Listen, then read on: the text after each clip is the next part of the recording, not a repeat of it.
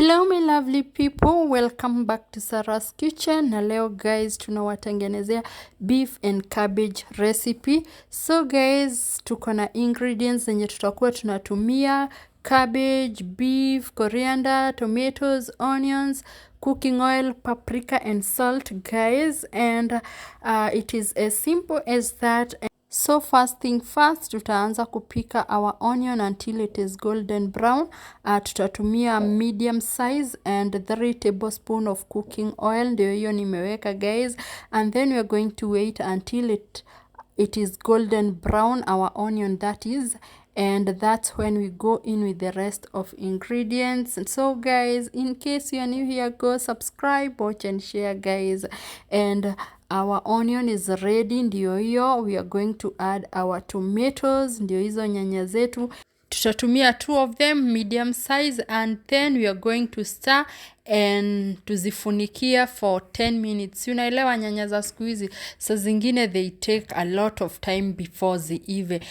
And my 10 minutes are over, ndio hizo nazipindua nisikie kama zimeiva zote guys. And then the next thing I'm going to add is my meat, nyama, ndio hiyo tutaongeza.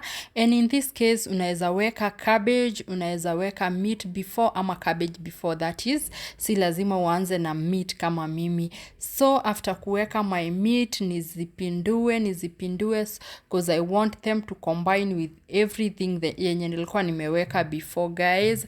And then we are going to give it 5 minutes ndio zichanganyike kabisa, and then ziive kidogo. That's when we add our cabbage.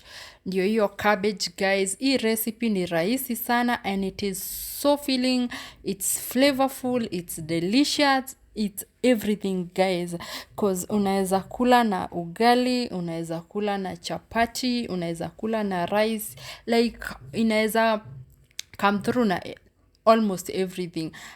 Nikaweka my cabbage, nikazipindua guys. Nataka zote zikuwe zimix everything ndio zikuwe na utamu yake.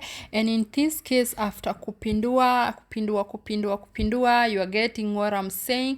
I will be adding my spices. Sina spices mingi, nitaongeza salt for tasty, and then nitaweka paprika kama kawaida. Food zangu mingi azikosangi paprika guys, so I'll just go in with just 2 of them, and then nizipe another 5 minutes after kupindua ndio ziive vizuri. And haikai sana guys, imagine it's just that less than 30 minutes utakuwa umemaliza hii recipe. Why don't you go and try and let me know what you think in the comment section, ama uniambie what I should have added. Anyways, after kuzipindua hivyo nikazipea another 5 minutes cause sitaki cabbage zangu tena ziive.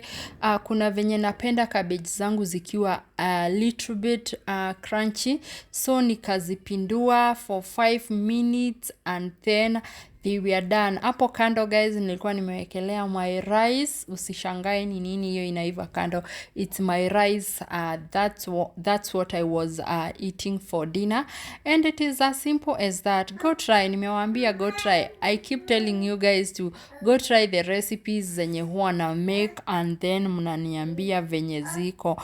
And finally that was my dinner, ndio hiyo rice, cabbage, na nilikuwa na ka avocado kando.